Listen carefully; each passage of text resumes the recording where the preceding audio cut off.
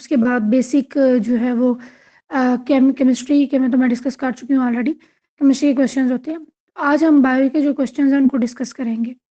और जो बायोलॉजी के क्वेश्चंस होते हैं उसमें ये चीज़ याद रखें कि उसमें एक तो ह्यूमन बॉडी जो है वो कवर होती है, उसमें से क्वेश्चंस आते हैं। और उसके साथ साथ एनिमल्स जो हैं उनके रिलेटेड भी कुछ क्वेश्चंस आते हैं, और साथ उसमें कुछ फ्लावर्स के रिलेटेड भी क्वेश्चंस आते हैं। ठीक है? क्योंकि बायो में हम स्टडी करते हैं दस लाइफ को स्टडी करते हैं। बायो का अगर हम एक्चुअली मीनिंग देखें, that is the study of life. Life के अंदर लिविंग ऑर्गेनिजम्स आते हैं, तो उसमें प्लांट्स भी आएंगे और एनिमल्स भी आएंगे, और इसके अलावा 3 किंगडम्स और हैं वो भी आएंगे। इसमें वायरसेस हैं, फंगस है, ठीक है, और एक जो किंगडम है प्रोटोजोआ वो। क्योंकि हमें जो है वो यही लगता है कि सिर्फ और सिर्फ अगर हम बात करें तो इस दुनिया में 2 ही तरह के क्रिएचर्स हैं। तो एक हम ये कहते हैं कि इंसान है, और दूसरा हम ये कहते हैं कि जानवर। बट इन साइंटिफिकली अगर हम देखें तो उसमें जो है वो एनिमल्स एनिमल्स भी हैं, प्लांट्स भी हैं, और उसके अलावा जो फंगस है, प्रोटोजोआ है, और जो वायरसेस हैं, ये तीनों अलग अलग कैटेगरी के हैं। लेकिन हमारे माइंड में क्या स्केच होता है या ट्रेडिशनली क्या कॉन्सेप्ट है कि 2 ही तरह के ऑर्गेनिजम्स हैं, लिविंग ऑर्गेनिजम्स हैं, प्लांट्स और एनिमल्स। लेकिन बेसिकली कितनी तरह के हैं? 5 तरह के। इसी वजह से जो है 5 किंगडम आपने पढ़ा होगा बायो में, अगर आप में से किसी का बिलोंग जो है वो एफएससी से है तो। और इसके अलावा जो है वो इसमें हम माइक्रो ऑर्गेनिजम्स को भी स्टडी करते हैं। तो माइक्रो ऑर्गेनिजम्स में फिर जो है ना ये बैक्टीरिया वगैरह आ जाते हैं। अब हम कुछ इंपॉर्टेंट टर्म्स हैं वो सीखेंगे, ठीक है। जैसे यहाँ पे लिखा हुआ है what are important points of cell. हम सेल को भी समझेंगे, और सेल के रिलेटेड जो क्वेश्चंस आते हैं, लाइक मतलब सेल्स कौन सा यूनिट है लाइफ का, या इसमें इंसान की बॉडी में अगर हम देखें तो सबसे बड़ा सेल कौन सा है, उसके हवाले से कुछ इसमें ना क्वेश्चंस भी बन जाएंगे इसमें से। तो सबसे पहले हम ये देखते हैं what is basically cell. Cell क्या है? तो कोई भी लिविंग ऑर्गेनिज्म है क्या, उसको हम डिफाइन ही तब करेंगे कि वो लिविंग ऑर्गेनिज्म है अगर उसके पास सेल है। Because cell is the smallest unit of life. जो लाइफ है, जो लिविंग ऑर्गेनिज्म है, वो मिलकर ही सेल से बनते हैं। और उस वो ऐसा सेल होगा अगर उस वो इंडिपेंडेंट जो है वो एग्जिस्ट कर सकता है। इंडिपेंडेंट एग्जिस्ट करने का मतलब ये होता है कि उस सेल के अंदर पूरा का पूरा ऐसा सिस्टम होगा जो उस सेल को चला रहा होगा, ठीक है, जिसकी वजह से वो सेल वर्क कर रहा होगा। मेरी वॉइस क्लियर है सबको? जी मैम, क्लियर है।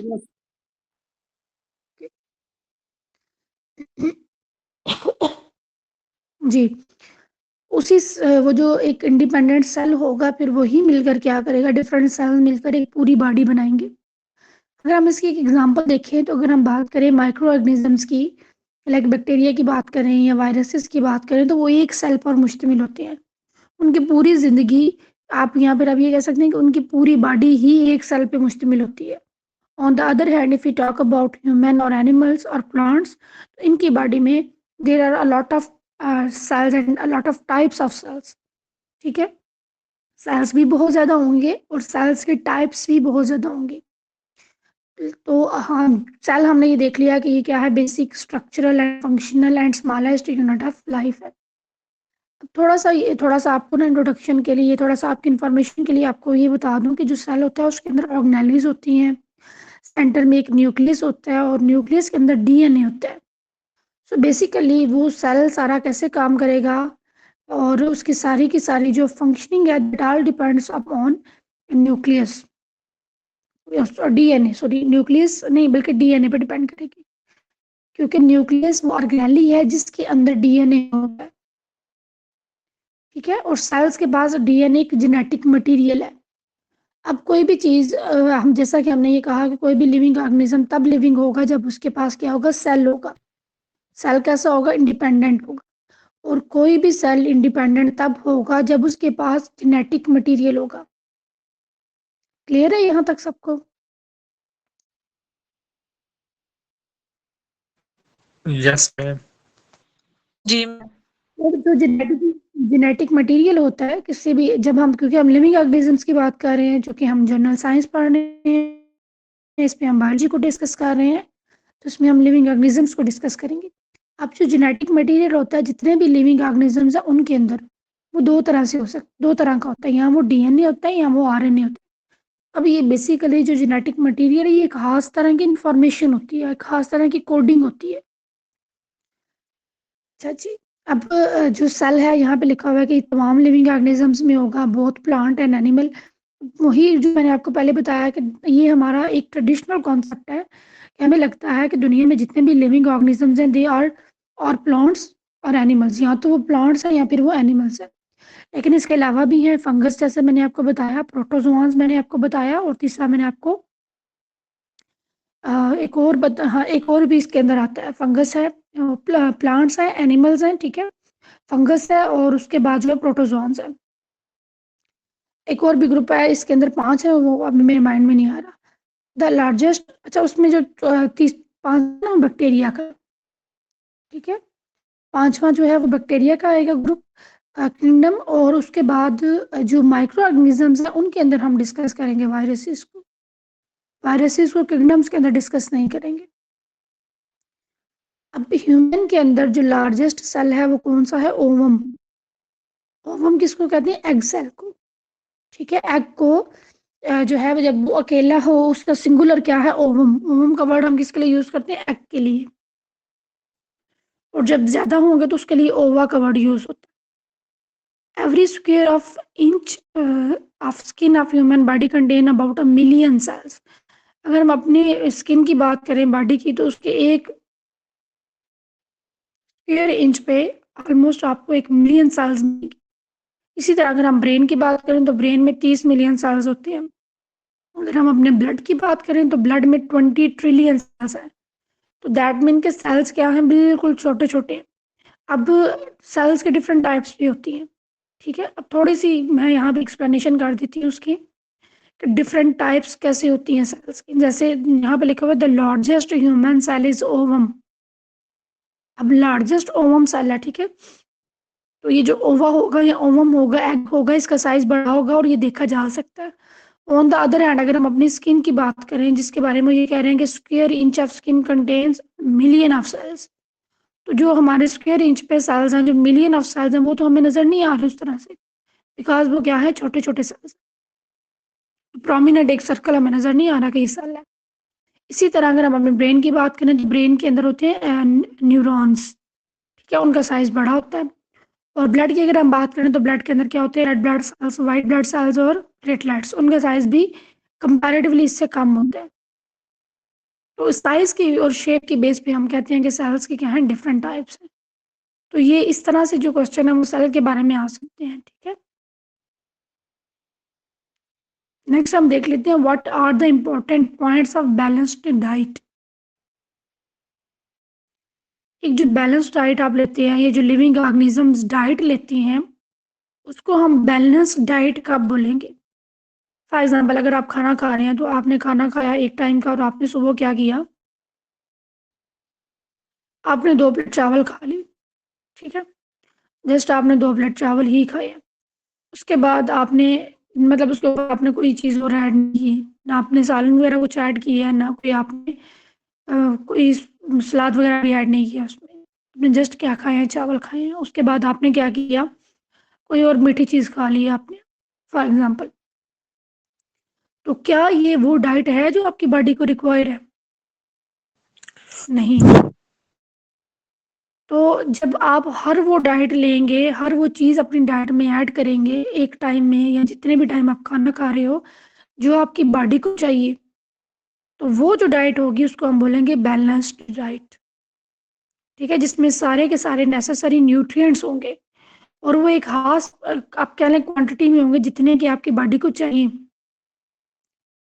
अब एक और चीज़ यहाँ पे देख लें, चूंकि हमने लिविंग ऑर्गेनिज्म के ऊपर देखा, सेल को देखा, तो ये बेसिकली जो बैलेंस डाइट हम दे रहे हैं, किसको दे रहे हैं? सेल्स को ही दे रहे हैं। ऐसा ही है। जी मैम ऐसे लेकिन ही हम है। खाना खा रहे हैं, हमारी बॉडी सेल से मिलकर बनी हुई है, हम खाना खा रहे हैं, तो हमारा मकसद क्या है कि वो जो खाना है वो हमारे सेल्स तक पहुंचे। ठीक है, इसी वजह से अल्लाह ताला ने हमारी बॉडी में सर्कुलेटरी सिस्टम बनाया हुआ है, जिसको हम ब्लड कहते हैं। जब हम खाना खाते हैं, हमारा खाना टूटता है न्यूट्रिएंट्स में, न्यूट्रिएंट्स चले जाते हैं ब्लड में। जब पूरी बॉडी सर्कुलेट करता है तो वो हर सेल को क्या देता है? न्यूट्रिएंट्स देता है। तो बेसिकली जो बैलेंस डाइट हम ले रहे हैं, ये हम किसको दे रहे हैं? सेल को जिंदा रखने के लिए दे रहे हैं। लेकिन जब हम सेल का स्ट्रक्चर देखते हैं तो उसके अंदर 3 मेन इंग्रेडिएंट्स होते हैं जिससे के सेल बनता है। उसमें आ जाते हैं कार्बोहाइड्रेट्स, प्रोटीन्स और लिपिड्स। ये 3 चीजें होती है, इन 3 चीजों से मिलकर सेल बनता है। और इन शॉर्ट हम अगर अपनी पूरी बॉडी की करें तो हमारी पूरी से मिलकर बनती है लिपिड से, प्रोटीन से और कार्बोहाइड्रेट्स। और जब हम खाना खाएंगे जो हमारी डाइट होगी उसके अंदर भी हमें तीनों चीजें ही रिक्वायर है। ऐसा नहीं है कि अगर आपको बॉडी को आप सिर्फ जो है वो कार्बोहाइड्रेट खाना लेना शुरू कर दें, ठीक है, तो वो भी आपकी एक बैलेंस डाइट नहीं होगी। सिर्फ आप चावल खा रहे हैं, सिर्फ आपने ऑयल लेना शुरू कर दिया या सिर्फ आप प्रोटीन खा रहे हैं, ठीक है। तो अगर आप तीनों डाइट्स मिक्स करके इतने प्रोपोर्शन में ले रहे हैं जितनी आपकी बॉडी को चाहिए, तो उससे क्या होगा? वो जो डाइट होगी वो बैलेंस डाइट होगी। अगर हम ह्यूमन की बात कर लें तो ह्यूमन को जो है वो प्रोटीन जो है वो ज़्यादा क्वांटिटी में चाहिए, उसके अलावा अच्छे फैट्स भी चाहिए और साथ में कार्बोहाइड्रेट्स भी चाहिए। लेकिन कार्बोहाइड्रेट्स कम क्वांटिटी में लेने चाहिए, प्रोटीन थोड़ा ज़्यादा ले लेना चाहिए, और जो अच्छे लिपिड्स हैं या जो अच्छे फैट्स हैं वो मॉडरेट अमाउंट में लेने चाहिए। ठीक है, ये एक बैलेंस डाइट जो होती है उसके बारे में मैं आपको बता रही हूँ। अच्छा, उसके बाद जो बैलेंस डाइट होती है वो आपकी एज, हेल्थ के साथ भी रिलेट करती है कि आपकी हेल्थ की सिचुएशन क्या है और आपकी एज कितनी है, उसके अकॉर्डिंग अपनी डाइट लेंगे। अच्छा जी, नेक्स्ट ये लिखा हुआ है कि normally balance diet should be able to provide about 3000 calories per day for a normal adult. ठीक है, तो आप जितना भी खाना खा रहे हो, जो भी आप डाइट ले रहे हो, वो आपको कितनी एनर्जी दे? 3000 कैलोरीज। ठीक है, एक दिन में। मतलब अगर आप एक दिन में 3000 कैलोरीज ले रहे हो ना, तो आप फिट है, आप फिट रहेंगे। लेकिन अगर आप इससे एक्सीड कर रहे हैं तो फिर भी ठीक नहीं है, फिर आप ओबेसिटी की तरफ जा सकते हैं, मोटापा की तरफ जा सकते हैं। और अगर आप इससे कम ले रहे हैं तो फिर आप वीकनेस जा सकते हैं। तो ये क्या है? मतलब इतनी अमाउंट जो है वो अप्रॉक्सीमेटली आप ले सकते हैं।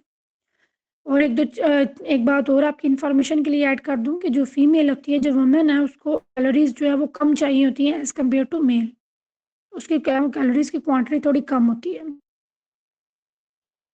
उसके बाद an average person require approximately 400 to 500 grams of carbohydrates. अब ये देख लें जी, 3000 कैलोरीज उसको चाहिए एक दिन अडल्ट मैन को, लेकिन उसको उसमें से कार्बोहाइड्रेट्स कितने चाहिए? 400 से 500 ग्राम। जैसा कि मैंने आपको बताया कि कार्बोहाइड्रेट्स कम क्वांटिटी में लेने चाहिए।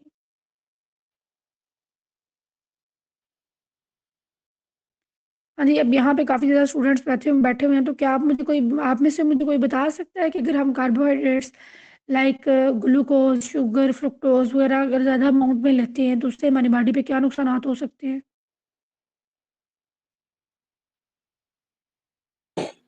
मैम शुगर होने का खतरा हो सकता है पेट तो। बिल्कुल, हाँ, बिल्कुल शुगर होने का खतरा हो सकता है।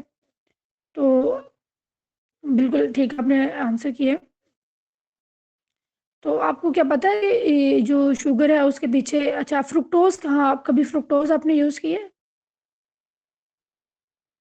इसमें कह रहे ग्लूकोज, फ्रुक्टोज, तो बेसिकली जो चीनी हम खाते हैं वो फ्रुक्टोज है। ठीक है, जो चीनी हम खाते हैं वो क्या है? वो फ्रुक्टोज है। अच्छा, तो शुगर कैसे होती है मैं थोड़ा सा यहाँ पे एक्सप्लेन कर देती हूँ, ये ना हो थोड़ा लेक्चर पे लंबा हो जाए, लेकिन कोई मसला नहीं। अ, जी, आप लोग चाह रहे हैं उस फिनोमिना को अंडरस्टैंड करना या हम लेक्चर को कंटिन्यू करें? जी जी मैडम, बता दें थोड़ा बहुत। हाँ जी, ठीक है। जब भी बेटा आप हम कोई भी कार्बोहाइड्रेट्स एक्सेस अमाउंट में लेते हैं, कोई भी कार्बोहाइड्रेट जब हम एक्सेस अमाउंट में लेते हैं तो हमारी बॉडी के अंदर पेनक्रियाज एक ग्लैंड है, उसी को हम नेक्स्ट डिस्कस करेंगे। वो पेनक्रियाज एक हार्मोन रिलीज करता है and that hormone is known as insulin. ठीक है, वो हार्मोन इंसुलिन जब हमारे ब्लड में रिलीज करता है, तो इंसुलिन क्या करता है? ब्लड के अंदर जितनी भी ग्लूकोज है, मैं ग्लूकोज की बात कर रही हूँ, ठीक है, ना कि प्रोटीन की, ना ही लिपिड की, ग्लूकोज की बात हो रही है। ग्लूकोज का मतलब है कि जो चीनी आप ले रहे हैं, जो मीठा आप खा रहे हैं। अब हर चीज़ ग्लूकोज वाली नहीं होती, जो चावल है उसके अंदर भी ग्लूकोज है। अच्छा, यानी कि उसके अंदर भी शुगर है, लेकिन वो शुगर की कोई और टाइप हो सकती है। जब ये हमारे ब्लड में जाता है तो हमारा पेनक्रियाज रिलीज करता है इंसुलिन। इंसुलिन क्या करेगा, जो ब्लड के अंदर रिलीज होगा ग्लूकोज, उसको फौरन से जाके सेल्स के रिसेप्टर्स को ओपन करके वो ग्लूकोज सेल्स को देगा। ठीक है, वो ग्लूकोज किसको देगा, सेल्स को देगा, और सेल्स फौरन से क्या करेंगे, वो ग्लूकोज लेंगे और एनर्जी हाल हो जाएगी। मतलब सेल्स क्या करेंगे, एनर्जेटिक हो जाएंगे। अब सम टाइम क्या होता है कि जब आप ज़्यादा ग्लूकोज लेना शुरू कर देते हैं, जब आप ज़्यादा कार्बोहाइड्रेट्स खाते हैं, तो एक वक्त ऐसा आता है कि इंसुलिन जो है वो रेजिस्टेंस इंक्रीज हो जाती है। ठीक है, इंसुलिन रेजिस्टेंस का मतलब क्या है कि आपने कार्बोहाइड्रेट काफ़ी ज़्यादा चीनी आपने खा लिया, आपके ब्लड के अंदर ग्लूकोज काफ़ी इंक्रीज हो गया, लेकिन फिर भी पेनक्रियाज से इंसुलिन रिलीज नहीं हुआ। ग्लूकोज आपने ज़्यादा ले लिया लेकिन इंसुलिन रिलीज नहीं हुआ। जब इंसुलिन रिलीज नहीं होगा तो वो शुगर सारा का सारा कहाँ पर रहेगा, आपके ब्लड में। जब आपके ब्लड में रहेगा, आपके सेल्स के पास नहीं जाएगा, तो ब्लड के अंदर ऑटोमेटिकली शुगर का लेवल इंक्रीज हो जाएगा, और उस डिजीज को हम क्या बोलते हैं, डायबिटीज मेलाइटस। और उसके नतीजे में क्या, मोटापा होना शुरू हो जाएगा, क्योंकि वो ग्लूकोज सेल्स को तो नहीं मिल रहा, आपको मजीद भूख लग रही है, मजीद खाना खाओगे, सेल को तो एनर्जी नहीं मिल रही, ब्लड में शुगर का लेवल बढ़ता जाएगा, लेकिन आपको क्या है, भूख लगती जाएगी। तो ये बेसिकली फिनोमेना होता है। नेक्स्ट हम बात करते हैं गैस्ट्रिक जूस की। ठीक है, अब ये जो गैस्ट्रिक जूस है, जब हम खाना खाते हैं तो ये हमारी बॉडी में यानी कि स्टमक के अंदर प्रोड्यूस होता है। गैस्ट्रिक का वर्ड हम यूज करते हैं स्टमक के लिए, और इसके अंदर हाइड्रोक्लोरिक एसिड है, एंजाइम्स होते हैं जो कि हमारे खाने को डाइजेस्ट करने में हेल्प आउट करते हैं। इसके अंदर 90% वाटर है, 5% एंजाइम्स है, और 5% हाइड्रोक्लोरिक एसिड है। ठीक है, HCl है। ये जो HCl है ना, बेसिकली यही हमारी डाइजेशन में हेल्प आउट करता है। इसमें हमने ये याद रखना है कि कौन कौन से एंजाइम्स हैं, लाइक पेप्सिन है, रेनिन है, और गैस्ट्रिक लाइपेज है। और जो पेप्सिन है ये प्रोटीन को तोड़ेगा, जो भी हमने चिकन वगैरह खाया हुआ है, मीट खाया हुआ है, उसको तोड़ेगा। ठीक है, और उसके अलावा जो लाइपेज है ये क्या करेगा, लिपिड को ब्रेक डाउन करेगा। लाइपेज, ठीक है, इसके नाम से पता चल रहा है किसकी ब्रेक डाउन करेगा, लिपिड की। ये हमारा स्टमक रिलीज करता है गैस्ट्रिक जूस। क्यों जो ये रिलीज करता है, क्योंकि अगर गैस्ट्रिक जूस हमारे स्टमक में रिलीज नहीं होगा तो डाइजेशन नहीं होगी। उसके बाद हम बात कर लेते हैं पेनक्रियाटिक जूस की। तो पेनक्रियाटिक जूस कहाँ से रिलीज होता है, फ्रॉम पेनक्रियास। और पेनक्रियास क्या है, ग्लैंड है। अच्छा, अब ग्लैंड आपने याद रखना है, हमारी बॉडी के वो सेल्स, ठीक है, वो टिश्यूज, ये वो सेल्स हैं, वो कॉम्बिनेशन ऑफ सेल्स जो कुछ ना कुछ सक्रीट करता है, जो रिलीज करता है। ठीक है, जो फ्लूइड रिलीज करता है, जो सिक्रीशन सिक्रीट करता है, उसको हम बोलते हैं ग्लैंड। तो पेनक्रियाज एक ग्लैंड है जो कि क्या कर रहा है, पेनक्रियाटिक जूस जो है वो रिलीज करता है। अब ये पेनक्रियाज जो जूस रिलीज करेगा, वो उसके साथ साथ फूड जो ड्यूडिनम के अंदर होगी। ड्यूडिनम क्या है, स्मॉल इंटेस्टाइन का पार्ट है। Along along with bile juice from the liver, ये किसके साथ मिलेगा, जो हमारा बाइल जूस है उसके साथ मिलेगा, और इंटेस्टाइन के जूस के साथ मिलेगा। कितने ज़्यादा मिक्स हो गए हैं जूस। एक पेनक्रियाज से निकल रहा है जूस, ठीक है, जूस बेसिकली एक फ्लूइड होगा, पेनक्रियाज से निकल रहा है, और निकल के कहाँ पर जाएगा, ड्यूडिनम में। Duodenum is the part of small intestine. हमारी स्मॉल इंटेस्टाइन है, उसके 3 पार्ट्स होते हैं। नंबर 1 इज ड्यूडिनम, जोजिनम, और इलियम। अच्छा, ये जो 3 पार्ट, अच्छा, जो ड्यूडिनम है, यहाँ पे मिलेगा जूस, पेनक्रियाटिक जूस होगा, उसके साथ साथ बाइल जूस रिलीज होगा लीवर से। हमारा जो जिगर है वो कौन सा जूस बनाएगा, बाइल जूस। उसके बाद इंटेस्टाइन से क्या होगा, एक जूस निकलेगा, और ये तीनों के तीनों मिलकर क्या करेंगे, डाइजेशन करेंगे इन स्मॉल इंटेस्टाइन। ठीक हो गया। अब जो लिवर रिलीज करता है ना बाइल जूस, ये स्टोर होता है गाल ब्लैडर में। ये लिवर के नीचे छोटा सा ऑर्गन होता है वहां पे। ये तीनों जो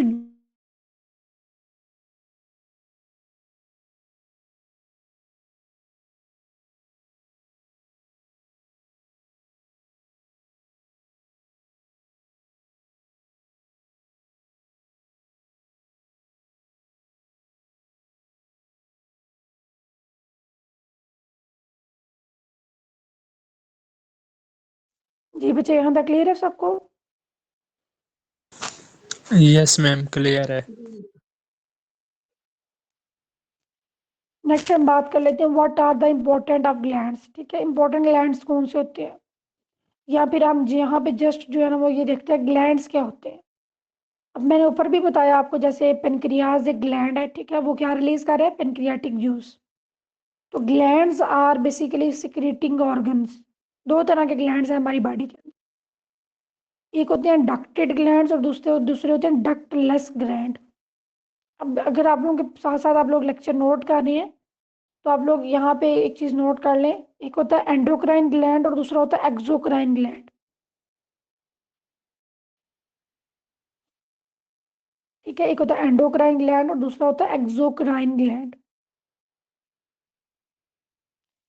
एक्सोक्राइन ग्लैंड होता है ना, वो अपनी सिक्रीशन सिक्रीट करता है किसी ना किसी ट्यूब के अंदर, और उसको हम नाम देते हैं डक्टेड ग्लैंड का भी।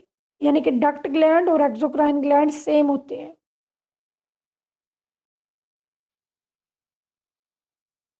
ठीक हो गया। फॉर एग्जाम्पल इसमें आ जाते हैं स्लाइवरी ग्लैंड, स्वेट ग्लैंड, और ये किससे लिंक होते हैं, नर्वस सिस्टम से। उसके बाद अगर हम बात कर ले डक्टलेस ग्लैंड्स की, वो ग्लैंड्स जो अपनी डायरेक्ट सिक्रीशन ब्लड में सिक्रीट करते हैं। जैसे अगर हम बात करें ना उसकी स्लाइवरी ग्लैंड की या स्वेट ग्लैंड्स की, तो ये अपनी सिक्रीशन ब्लड में सिक्रीट नहीं करते। ठीक है, ये डायरेक्ट अपनी उसी जगह पे सिक्रीशन सिक्रीट करेंगे जहां पे उन्होंने सिक्रीट करनी है। फॉर एग्जांपल सलाइवा ब्लड से तो नहीं आता आपके माउथ में, डायरेक्ट आपके माउथ में आता है। इसी तरह अगर हम बात करें डक्टलेस ग्लैंड की, तो उनकी जो सिक्रेशन होती है वो डायरेक्टली ब्लड में जाती है। जैसे अगर हम देखें पिट्यूटरी ग्लैंड है, पिनियल है, ठीक है, पिनियल ग्लैंड है, ये हमारे ब्रेन में होता है। थायराइड ग्लैंड है, ये आपके थ्रोट में है, गले में होता है। पैराथायराइड भी गले में है। एड्रीनल ग्लैंड की बात करें तो ये किडनी के ऊपर होता है। पेनक्रियास जो है ये स्टमक के नीचे होता है। और गोनेड्स जो आपके गोनेड्स अगर हम बात करें तो जो रिप्रोडक्टिव ग्लैंड्स होते हैं वो होते हैं। पेनक्रियास की बात करें तो पेनक्रियास दो तरह से काम करता है, ये क्वेश्चन भी आ सकता है वैसे, कि पेनक्रियास जो ग्लैंड है वो एंडोक्राइन ग्लैंड भी है और एक्सोक्राइन ग्लैंड भी है। भी एंडोक्राइन किस तरह से है कि ब्लड के अंदर रिलीज करता है इंसुलिन। ठीक है, और ऊपर हमने देखा पेनक्रियाटिक जूस, कि पेनक्रियास अपना एक जूस भी रिलीज कर रहा है स्मॉल इंटेस्टाइन में। तो यहाँ पे जब ये अपना जूस रिलीज करता है स्मॉल इंटेस्टाइन में, जब डाइजेशन में हेल्प आउट करता है, तो तब ये काम करता है एज अ डक्टेड ग्लैंड। लेकिन जब ये इंसुलिन रिलीज करेगा तो तब ये काम करेगा as a endocrine gland and less gland. जी बच्चे, क्लियर है यहाँ तक सबको?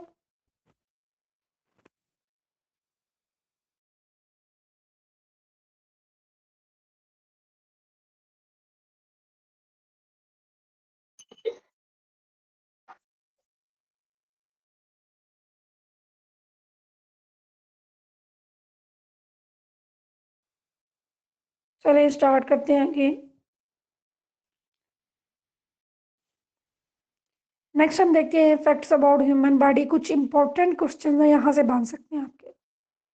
ठीक है, और ये इंपॉर्टेंट है, इनको अच्छे तरीके से आपने प्रिपेयर करना है। अगर हम बात करें हमारी बॉडी के अंदर कौन से एलिमेंट्स ज़्यादा है, तो ऑक्सीजन सबसे ज़्यादा है, कार्बन का 18% है, उसके बाद हाइड्रोजन है, और लास्ट पे क्या है, नाइट्रोजन। सबसे ज़्यादा ह्यूमन बॉडी के अंदर कौन सा एलिमेंट है, ऑक्सीजन। इनको बेसिकली बोलते हैं बायो एलिमेंट्स। लेकिन अगर हम इन्वायरमेंट की बात करें तो इन्वायरमेंट में सबसे ज़्यादा जो अगर हम बात करें गैस की, तो कौन सी है, नाइट्रोजन गैस। उसके बाद ऑक्सीजन है, और सबसे कम क्या है, carbon dioxide, and that is I guess 0.04%। Human body में फिल्टर का काम कौन करता है, किडनी। हमारे ब्लड को क्लीन कौन करती है, किडनी। ठीक है, हमारे ब्लड को साफ कौन करती है, किडनी। ये ब्लड को साफ करके फिर यूरिन बनाती है। तो इसी वजह से जो आपका यूरिन होता है वो टॉक्सिक होता है। ठीक है, यूरिन को अपनी बॉडी में आपने स्टोर भी नहीं करना, स्टोर करना भी नहीं चाहिए उसको। अगर हम बात करें नेक्स्ट ह्यूमन बॉडी में एक नॉर्मल ब्लड कितना होता है, तो 5 to 6 लीटर्स है। ब्लड की डेफिनेशन बेसिकली क्या होती है कि ब्लड एक हमारी बॉडी का कनेक्टिव टिश्यू है, ठीक है। ब्लड के अगर हम दो आप लाइनों में लिखना भी आपने लिखना भी है तो blood is a connective tissue, और उसके अंदर जैसा कि हमने ऊपर देखा था कि उसके अंदर ट्रिलियंस ऑफ सेल्स होते हैं। कौन से सेल्स होती हैं ट्रिलियंस ऑफ, और कौन कौन से होते हैं? Red blood cells, white blood cells और प्लेटलेट्स। नेक्स्ट हम देखते हैं total number of vertebrae. Human body के अंदर जो टोटल नंबर ऑफ वर्टिब्री है वो कितनी है? 33। और ये जो वर्टिब्री है ये किसको बेसिकली कवर कर रही होती है, किसको प्रोटेक्ट कर रही होती है? स्पाइनल कॉर्ड को, ठीक है। जैसे हम देखते हैं ना कि ह्यूमन बॉडी के अंदर जो बोन्स हैं, ये जो स्कल है, जो ये हड्डियों का स्ट्रक्चर बना हुआ है, ये एक तो पूरी बॉडी को शेप कर रहा होता है, लेकिन हम ये भी पढ़ते हैं कि हमारी बॉडी को प्रोटेक्ट भी कर रहा होता है। जैसे अगर हम बात करें खोपड़ी की, तो खोपड़ी के अंदर क्या होता है? खोपड़ी के अंदर हमारा दिमाग होता है, ब्रेन होता है, वो उसको प्रोटेक्ट कर रहा होता है। इसी तरह जो वर्टिब्री है, जो रीढ़ की हड्डी है, उसके अंदर जो छोटी छोटी हड्डियां हैं 33, वो किसको कवर कर रही होती हैं, किसको प्रोटेक्ट कर रही होती है? स्पाइनल कॉर्ड को। उसके बाद नेक्स्ट क्वेश्चन है what is the largest organ of human body? वैसे लार्जेस्ट ऑर्गन क्या है? स्किन है, लेकिन इंटरनल ऑर्गन अगर हम बात करें तो वो कौन सा है? लीवर। और ग्लैंड भी कौन सा है? लीवर।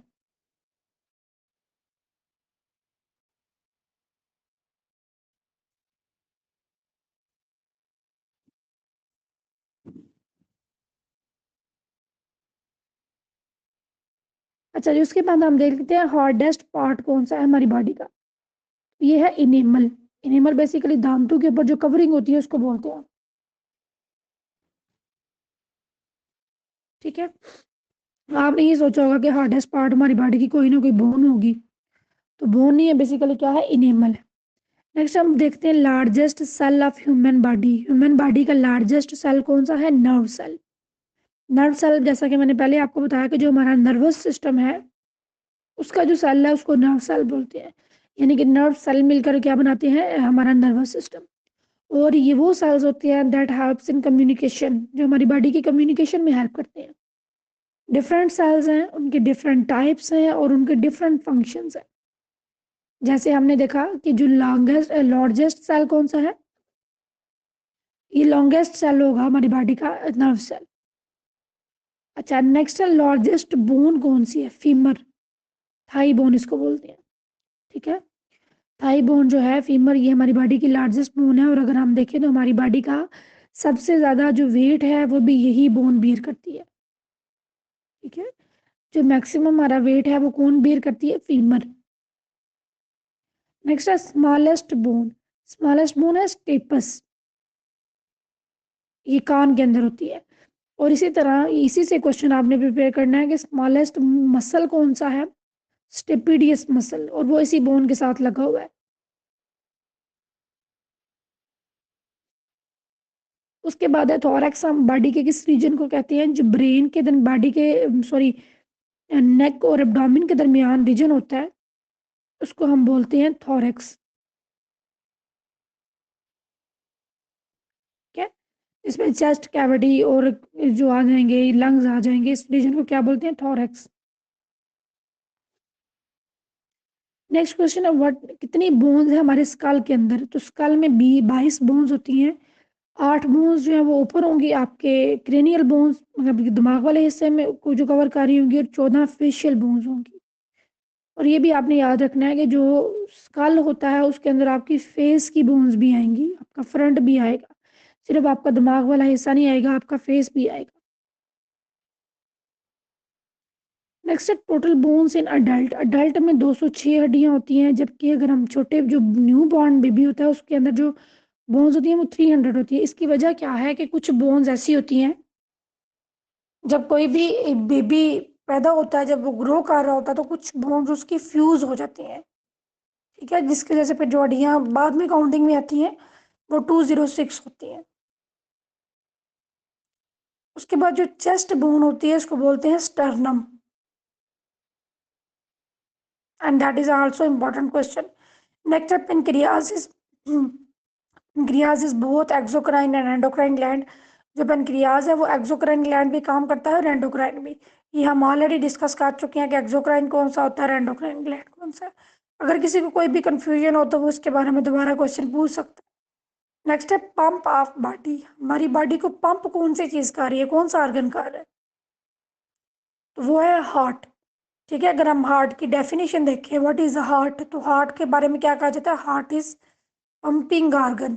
ठीक है, ये एक पंपिंग ऑर्गन है जो कि क्या करता है, हमारी बॉडी में ब्लड को पंप करता है। और ब्लड हमारी बॉडी में क्यों पंप होता है, क्यों सर्कुलेट होता है, क्योंकि जो हम न्यूट्रिएंट्स खाते हैं, जो हम खाना खाते हैं, वो ब्लड में जाता है। और अगर ब्लड पंप नहीं करेगा तो सेल्स के पास खाना नहीं जाएगा। जब सेल्स के पास फूड नहीं जाएगी तो सेल की डेथ होना शुरू हो जाएगी। जिस हिस्से में सेल की डेथ होगी वो हिस्सा आपका काम नहीं करेगा। अगर सारे के सारे सेल्स को खुराक नहीं मिलेगी, तमाम सेल्स की डेथ होगी, तो फिर ह्यूमन की डेथ हो जाएगी। नेक्स्ट है what is the largest artery. Largest artery कौन सी है, एओर्टा। तो जो आर्टरीज होती हैं उनके अंदर जो ऑक्सीजनेटेड ब्लड होता है, वो ब्लड जिसके अंदर ऑक्सीजन का लेवल हाई होता है। On the other hand if we talk about the largest vein, तो वो है इंफीरियर वेना केवा। और इनके अंदर क्या होता है, जो वेन होती है उसके अंदर जो ब्लड होता है वो डीऑक्सीजनेटेड ब्लड होता है। इतना याद रख लें कि जो आर्टरीज है उनके अंदर ऑक्सीजनेटेड ब्लड है और वेन के अंदर डीऑक्सीजनेटेड ब्लड है। नेक्स्ट है left kidney is larger than right one. ये हमेशा याद रखें कि जो हमारी लेफ्ट किडनी है वो राइट से थोड़ी साइज में ज़्यादा होगी। और उसके बाद जो राइट लंग है वो भी लार्जर होगा than left one. Human body temperature की बात करें तो नॉर्मली कितना है, 37 डिग्री सेल्सियस। फ़ारेनहाइट में अगर हम देखें तो 98 है। और केल्विन में अगर हम देखें तो 310.2 केल्विन बनता है। ये इंपॉर्टेंट है, ये इंपॉर्टेंट एमसीक्यूज हैं जो आपने याद रखने हैं। और ऐसे भी अगर हम ये देखें तो पीपीएससी में जो इंपॉर्टेंट एमसीक्यूज होते हैं जो आपने प्रिपेयर करने होते हैं। नेक्स्ट है what is the largest part of brain. तो ब्रेन का जो लार्जेस्ट पार्ट होता है वो क्या है, सेरिब्रम। अच्छा, आपने याद रखना है कि जो हमारा वैसे हमारे ब्रेन के कितने पार्ट होते हैं, तीन मेन, तीन पार्ट है, mid brain, hind brain and fore brain. उन तीनों में से सबसे बड़ा कौन सा है, फोर ब्रेन। फोर ब्रेन का पार्ट है सेरिब्रम। ठीक है, फोर ब्रेन के अंदर ही क्या आता है, सेरिब्रम। वैसे अगर हम ब्रेन के तीन पार्ट देखें तो उनमें से बड़ा कौन सा है, फोर ब्रेन। अगर हम ओवरऑल ब्रेन की बात करें तो उसके में से सबसे बड़ा कौन सा है, cerebrum. Next if we talk about spleen, तो spleen is the graveyard of RBCs.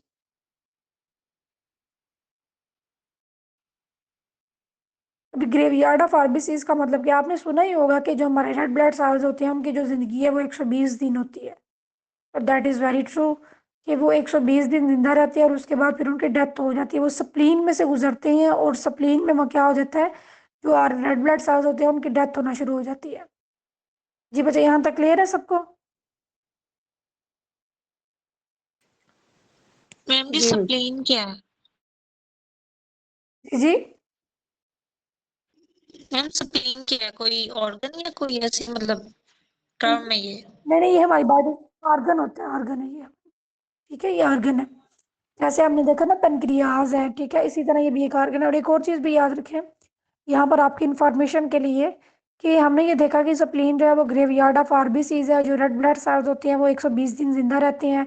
Red blood जो हमारे ब्लड के अंदर सेल्स होते हैं वो, तो यही जब रेड ब्लड सेल्स टूटते हैं, ठीक है, जब इनकी डेथ होती है, तो यही जब रेड ब्लड सेल्स टूटेंगे तो यही चले जाएंगे लीवर के पास। और लीवर इनसे क्या करेगा, बनाएगा बाइल जूस।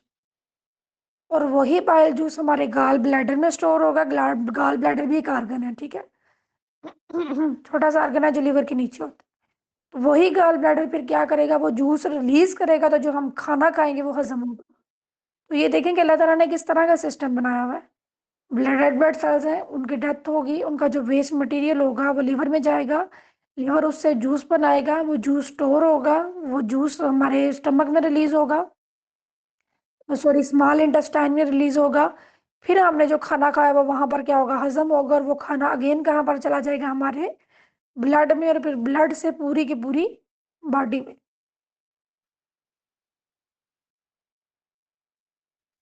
नेक्स्ट हम देख लेते हैं कि एडवर्ड जेनर ने सबसे पहले वैक्सीन को डिस्कवर किया था। इंपॉर्टेंट क्वेश्चन है। और आसान भी है और काफ़ी दफ़ा रिपीट भी होता है। स्मॉल पॉक्स, और सबसे पहले इसने किसकी वैक्सीन बनाई थी? स्मॉल पॉक्स की। स्मॉल पॉक्स भी क्या एक डिजीज़ है, इसमें स्किन के ऊपर क्या बन जाते हैं? दाने बन जाते हैं, उनके अंदर पस होती है, फिर बाद में वो कन्वर्ट हो जाते हैं ब्लैक, जो है उनके निशान पड़ जाते हैं।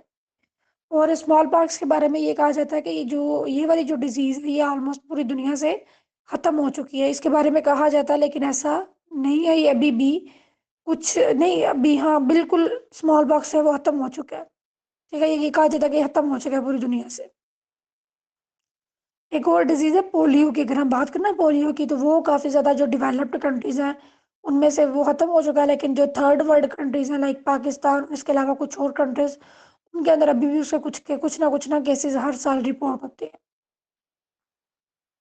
उसके बाद है रोनाल्ड रॉस, उसने मलेरिया की वैक्सीन दी थी। मलेरिया जो है ये भी क्या है? एक बुखार है, और ये किससे होता है? मच्छर के काटने से होता है। बेसिकली इसके पीछे रीज़न मच्छर नहीं होती, रीज़न क्या होता है? प्रोटोजोआन्स होते हैं। प्रोटोजोआन्स क्या है? वो भी लिविंग ऑर्गेनिजम्स। जैसा कि मैंने आपको बताया, हमने स्टार्ट में देखा कि लिविंग ऑर्गेनिजम्स को हम 5 किंगडम्स में स्टडी करते हैं, तो वो इंशाल्लाह जब आपकी नेक्स्ट क्लास होगी तो उसमें हम उनको भी देखेंगे। तो 5 किंगडम्स है, और उनमें से एक किंगडम के अंदर आते हैं प्रोटोजोआन्स। तो लिविंग ऑर्गेनिजम्स ही हैं, ठीक है? लेकिन जो मच्छर है ये इसको ट्रांसफर करने में हेल्प आउट करता है, लेकिन वजह नहीं होता उसकी। वजह क्या है इसकी? प्रोटोजोआ। उसके बाद आपने ये देख लेना है कि कौन सा साइंटिस्ट था जिसने विटामिन को डिस्कवर किया था। नेक्स्ट है malaria vector disease is caused by fungi protozoa. ठीक है, बेसिकली जो मलेरिया ये किससे होता है? प्रोटोजोआ से होता है।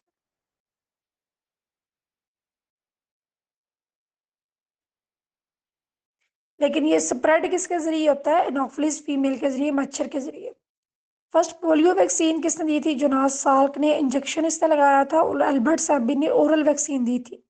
आप लोगों को वैक्सीन का कॉन्सेप्ट है, ये मैं एक्सप्लेन कर दूं?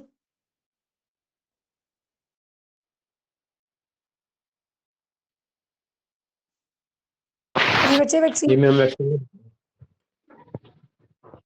एक्सप्लेन कर दो क्यों। वैक्सीन बेसिकली क्या होती है? जैसे आपको वैक्सीन कोरोना पहले इंसान के वैक्सीन, जिसम में जो कच्चे जरासीम होते हैं, यानी कि कमजोर बैक्टीरिया थे, वो एंटर किए जाते हैं, उससे एंटीबॉडीज बनती हैं, जिससे कि जिसम इसका काबल होता है कि ताकतवर, यानी कि बीमारी के स्ट्रॉन्ग जरासीमों को मुकाबला कर सकता है। हाँ बिल्कुल ऐसा ही है। ठीक है, बेसिकली जो वैक्सीन होती है ना, इसकी टर्म हम यूज़ करते हैं वायरसेस के अगेंस्ट। ठीक है, लेकिन जो बैक्टीरिया होते हैं उसके लिए हम एंटीबायोटिक का वर्ड यूज़ करते हैं, या एंटी बैक्टीरियल का वर्ड यूज़ करते हैं। तो मोस्टली जो वैक्सीन होती है दैट इज़ अगेंस्ट वायरसेस। मैं फिर से रिपीट कर देती हूँ, फॉर एग्जांपल इसका थोड़ा सा मैं एक्सप्लेन कर देती हूँ, मे भी कुछ बच्चों को इसके बारे में इंफॉर्मेशन ना हो। कि जैसे अगर हम बात करें कोरोना वायरस की, तो उसकी जो कुछ वैक्सीन भी थी, तो क्यों लोग डरते थे कोरोना वायरस की वैक्सीन लगवाने से? बेसिकली जो वैक्सीन होती है उसमें जो वायरस है उसको किल करके, या उसका कोई ना कोई बॉडी का हिस्सा एंटर कर दिया जाता है, ठीक है, उस इंजेक्शन में। फॉर एग्जांपल अगर हम बात करें उसकी जो वायरस है उसकी बॉडी प्रोटीन से मिलके बनी हुई है, तो उसका या उसकी पूरी उसको डेड करके ना, किल करके उस वायरस को बॉडी में एंटर किया जाएगा, या उसकी बॉडी को थोड़ा वीक करके जो दूसरा ह्यूमन होगा उसकी बॉडी में एंटर किया जाएगा, या फिर उसकी बॉडी का कोई एक पार्ट, यानी किसकी बॉडी का? वायरस की बॉडी का कोई एक पार्ट जो है वो ह्यूमन की बॉडी में इंट्रोड्यूस करा दिया जाएगा। जब वो ह्यूमन की बॉडी में जाएगा तो ह्यूमन की बॉडी नेचुरली डिफेंस के लिए क्या करेगी? उसके अगेंस्ट अपनी एंटीबॉडीज बनाएगी। एंटीबॉडीज भी क्या होती हैं? प्रोटीन्स ही होती हैं। ठीक है, एंटीबॉडी का मतलब क्या है? कि वो जो कोई बाहर से चीज़ उसकी बॉडी में एंटर हो रही है उसके अगेंस्ट वो ऐसी प्रोटीन बनाएगा जो उससे मुकाबला करेंगी। तो जब आप वीक वायरस उसकी बॉडी में इंट्रोड्यूस करवा देंगे तो वो अपनी बॉडी में ऐसी एंटीबॉडीज प्रोड्यूस करेगा जिससे वो उनका मुकाबला कर लेगा।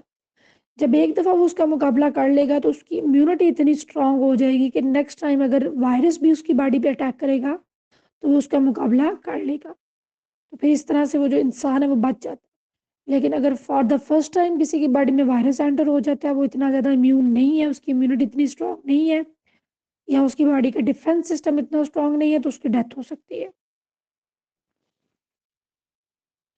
नेक्स्ट है एमनीसिया। जो है ये कौन सी डिजीज़ है? ये मेमोरी लॉस की डिजीज़ है। इसके अलावा अल्जाइमर जो है और डेमेंशिया, ये भी वो डिजीज़ है जो कि मेमोरी लॉस से रिलेटेड है।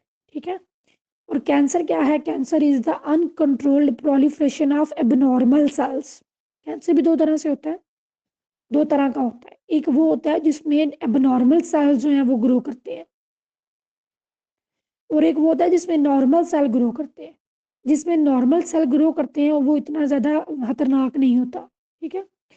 उसको क्या किया जाता है, उसको बॉडी से रिमूव भी इजीली किया जा सकता है।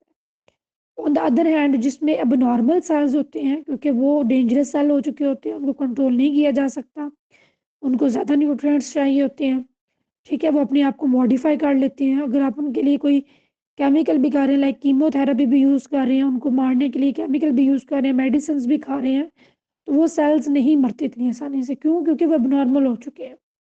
चूँकि हमने स्टार्ट में ही देखा था कि कोई भी सेल जब काम करता है तो उसके पीछे वजह क्या होती है, उसके उसको डील कौन कर रहा होता है? उसका जेनेटिक मटीरियल। तो इसी तरह से जो कैंसरस सेल्स होते हैं उनका जो जेनेटिक मटीरियल होता है वो ही चेंज हो चुका होता है, कोडिंग ही चेंज हो चुकी होती है। जब कोडिंग ही चेंज हो जाएगी तो आप उसको ठीक नहीं कर सकेंगे, चाहे आप उसको मेडिसिन दें या फिर कोई भी तरीका आप उसके लिए यूज़ करें।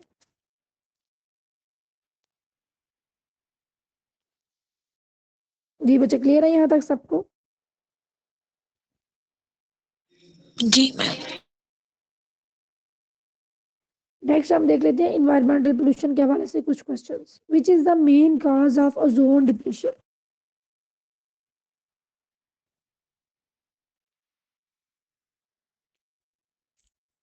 अब ओजोन बेसिकली ये क्या है? ओजोन O3, ठीक है, इसका फार्मूला क्या है? O3। और ये क्या कर रही है? हमारी जो अर्थ है उसको इसने क्या लेंगे, कवर किया हुआ, प्रोटेक्ट किया हुआ, और ये स्ट्रेटोस्फीयर में, ठीक है, ट्रोपोस्फीयर है, स्ट्रेटोस्फीयर है, इस तरह से कुछ 3-4 स्फीयर है, थर्मोस्फीयर है, ठीक है। ये हमारी बॉडी का जो हमारी सॉरी ये है ना, यहाँ पे हम रह रहे हैं टेरेस्ट्रियल इकोसिस्टम, इसके अराउंड ये क्या है? इकोसिस्टम्स ही है, सॉरी इकोसिस्टम्स नहीं, स्फीयर्स है, ठीक है। जैसे एटमॉस्फेयर है ना, तो ये एटमॉस्फेयर की लेयर्स है, जिसमें स्ट्रेटोस्फेयर है, ट्रोपोस्फेयर है, थर्मोस्फेयर है, ठीक है। उन्हीं एक लेयर्स में से एक लेयर में आती है ओजोन।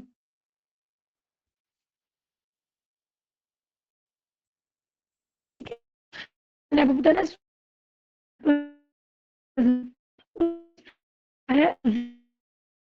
ये करती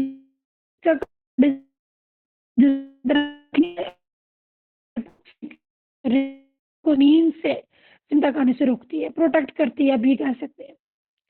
लेकिन आजकल अगर हम देखें तो पूरी दुनिया का ये मसला बन चुका है। आप में से काफ़ी ज़्यादा स्टूडेंट्स ऐसे होंगे जो न्यूज़ से फेमिलियर होंगे, तो आपको यही पता होगा कि मेन जो इश्यूज चल रहे हैं वो तो यहाँ तो ह्यूमन डेवलपमेंट पे इश्यूज होते हैं, ह्यूमन राइट्स पे होते हैं, और या फिर इन्वायरमेंट पे होते हैं, ठीक है। ये वो मेन इश्यूज हैं जो कि ह्यूमन से रिलेटेड है। लाइक ह्यूमन की जिसमें हम कह सकते हैं ह्यूमन राइट है, ठीक है, ह्यूमन डेवलपमेंट है, और इन्वायरमेंट है। इन्वायरमेंट पे आपको पता है डिफरेंट समिट भी होते हैं, काफ़ी ज़्यादा कंट्रीज हर साल या हर जब भी उनके समिट होते हैं वो यही कहते हैं कि हमने कार्बन के एमिशन या हमने दुनिया का टेम्परेचर जो है वो इतने % तक मेंटेन करना है, इतने % ही इंक्रीज हो, इतने डिग्री ही इंक्रीज हो, मेंटेन करना। बेसिकली उसके पीछे वजह क्या होती है? वजह यही होती है कि इन्वायरमेंट को प्रोटेक्ट करना है। तो पोल्यूशन और पॉपुलेशन इसकी वजह है जो कि क्या कर रही है? इन्वायरमेंट को खराब कर रही है। इसी तरह वो कह रहे हैं कि ओजोन डिप्लीशन का मेन काज क्या है? वो भी पॉपुलेशन है। पॉपुलेशन है क्योंकि जब पॉपुलेशन होगी तो वो क्या करेगी? पोल्यूशन काज करेगी, और उसी पोल्यूशन की वजह से क्या होगा? इन्वायरमेंट खराब होगा। अगर अब हम पाकिस्तान की बात करें तो पाकिस्तान दुनिया का कौन सा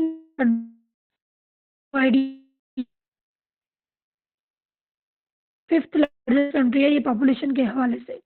देख लें दुनिया में 193 कंट्रीज हैं, जिसमें से 5वें नंबर पे पाकिस्तान है on the basis of population. उसकी पॉपुलेशन की ज्यादती की वजह से ये 5वें नंबर। तो पॉपुलेशन इतनी ज़्यादा होगी, रिसोर्सेज तो पड़ेंगे। नीचे भी हम देखें तो चले वो एक डिबेट है जिसमें ये कहा जाता है कि जो है वो उसकी जो डिस्ट्रक्शन है एनवायरनमेंट की, उसकी दूसरी ठीक है, इन कहीं ना कहीं पे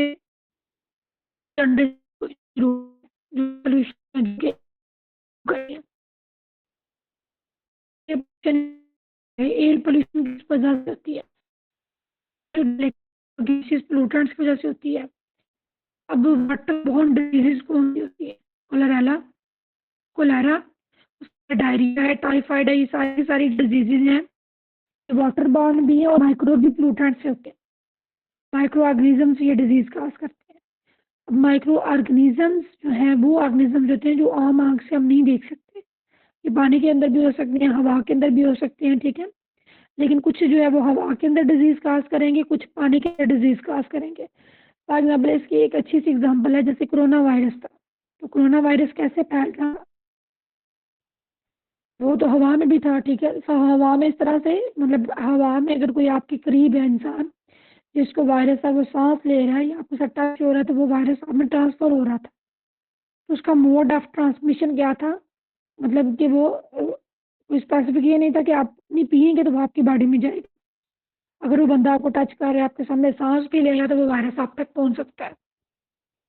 इसी तरह से हम इन्फ्लुएंजा वायरस की बात करें, अगर किसी बंदे जुकाम है, नजला है, तो अगर आप उसका जूठा पानी पिएंगे, इवन कि उसके बर्तन को भी नाइट सेट उसको यूज करेंगे, तो आपको भी वो नजला हो सकता है। इसका मतलब क्या है कि वो किसके जरिए होगा? उसकी कॉन्टेमिनेटेड चीज़ों को यूज करने से होगा। तो इस तरह डिफरेंट जो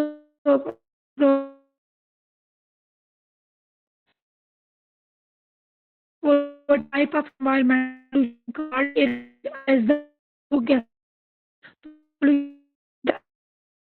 आप कह सकते हैं इसमें सांस लेना में मुश्किल होता है। अगर हम अस्थमा अभी थोड़ा सा देखें ना डिटेल में, इसका पीछे फिनोमिना क्या है, तो फिनोमिना ये होता है कि जब आप सांस लेते हो ना, जैसे कुछ लोगों को जिनको अस्थमा होता है, अब उन्होंने उनकी बॉडी में अगर पोलन चले गई है, कोई डस्ट चली गई है या किसी भी चीज़ का पाउडर चला गया है, तो उसकी बॉडी उसको इस तरह से डिटेक्ट करेगी कि ये कोई फॉरेन चीज़ आ गई है, कोई बाहर से चीज़ आई है, ये ऐसी चीज़ है जो मेरी बॉडी के लिए खतरा है। बेसिकली वो इस चीज़ को इस तरह से कंसिडर करता है कि ये चीज़ मेरी बॉडी के लिए खतरा है। उसका ह्यूमन बॉडी करेगी, उसके अगेंस्ट एंटीबॉडीज भी बनाना शुरू कर देगी। और दूसरा जो प्रैक्टिकली होता है वो ये होता है कि जो हमारी सांस की नाली होती है, ठीक है, जो सांस की नाली होती है, ट्रेकिया, ब्रोंकाई, ब्रोंक्यूल्स वगैरह, वो क्लोज होना शुरू हो जाती है। मतलब उनकी जो ओपनिंग, वैसे तो वो ओपन होते हैं, तो उनकी सांस लेने में आपको आसानी होती है ना, फिर वो तंग होना शुरू हो जाती है। एक तो वो तंग होती है, दूसरा वो सिक्रीट करती है कि अगर ये डस्ट है, ये पोलन है, या ये पाउडर जो बाहर से आ रहा है, इसको मैंने काउंटर करना है, इसको मैंने किसी ना किसी तरीके से अंदर नहीं जाने देना, ठीक है, क्योंकि ये जाएगा अंदर तो मेरी बॉडी को नुकसान देगा। तो बॉडी खुद ही क्या करती है, ऐसा म्यूकस, ऐसे सिक्रीट करना शुरू कर देती है कि आपको सांस लेने में काफ़ी दुश्वारी होना शुरू हो जाती है, मसला होना शुरू हो जाता है। तो इसी को बेसिकली क्या कहा जाता है? अस्थमा। वीडियो क्लियर है यहाँ तक सबको? जी मैम। उसके बाद ये हमारा लास्ट टर्म, एक टर्म रह गई है पढ़ने वाली, दैट इज कॉल्ड पोलिनेशन। तो पोलिनेशन क्या होती है? प्लांट्स के अंदर एक फिनोमिना होता है, उनकी रिप्रोडक्टिव फिनोमिना, उनकी रिप्रोडक्शन इसी से रिलेट करती है। Transferring of pollen grains from male anther to female stigma. जो पोलन ग्रेन्स होते हैं वो मेल से जब फीमेल की बॉडी में ट्रांसफर होंगे, वो किसी भी तरीके से हो सकते हैं, वाया वाटर हो सकते हैं, वाया एयर हो सकते हैं, ठीक है, वाया किसी भी चीज़ के टच करने से हो सकते हैं। तो वो जब मेल के ग्रेन्स फीमेल के फ्लावर के ऊपर जाकर गिरेंगे, तो उससे क्या होगी? पोलिनेशन होगी। जो पोलिनेशन होगी तो सीड बनेगा, ठीक है, सीड से फिर अब फर्दर जो है वो प्रोसेस होगा, सीड बनेगा, फिर फ्रूट बनेगा, ठीक है। तो बेसिकली ये रिप्रोडक्शन है, रिप्रोडक्शन होगी तो सीड बनेगा। Next there are two types of pollination, self pollination and cross pollination. Self pollination तब होगी जब डायरेक्टली जो पोलन होंगे एक ही प्लांट के, ठीक है, खुद ही क्या करेंगे वो, एक ही प्लांट के जो पोलन्स होंगे वो उसी प्लांट की जो फीमेल पार्ट होगी उसके ऊपर जाकर गिर जाएंगे और उसके नतीजे में क्या होगी, फर्टिलाइजेशन होगी और सीड्स बनेंगे। इसको हम बोलते हैं सेल्फ पोलिनेशन। और क्रॉस पोलिनेशन तब होगी जब दो प्लांट्स हैं, ठीक है, दो प्लांट्स हैं और दोनों प्लांट्स के पास फीमेल ऑर्गन भी है और मेल ऑर्गन भी है, तो एक प्लांट के पोलन दूसरे प्लांट की फीमेल के ऊपर जाके गिरेंगे। इसी तरह जिस फीमेल पे जाके दूसरे प्लांट के पोलन गिर रहे हैं उसके जो अपने पोलन होंगे वो पहले वाले प्लांट की फीमेल पार्ट पे आके गिरेंगे, ठीक है। उसके नतीजे में क्या होगी, फर्टिलाइजेशन होगी, सीड्स बनेंगे और उसके बाद रूट बनेगा। उसके भी क्या है, डिफरेंट मोड्स हो सकते हैं, via air, water, wind, animal और इंसेक्ट्स। उसके नतीजे में बेसिकली क्या है, रिप्रोडक्शन है। जो सीड्स बनते हैं वो इसी प्रोसेस के जरिए बनते हैं। जी बच्चे, क्लियर है सबको? जी मैम। जी ओके, लेक्चर क्लियर है सब? किसी को कोई इशू तो नहीं आया समझने में कोई भी चीज? No ma'am. ओके, चलिए ठीक है, मैं क्लास एंड कर रही हूँ, स्लाइड्स में आपके साथ शेयर कर दूँगी।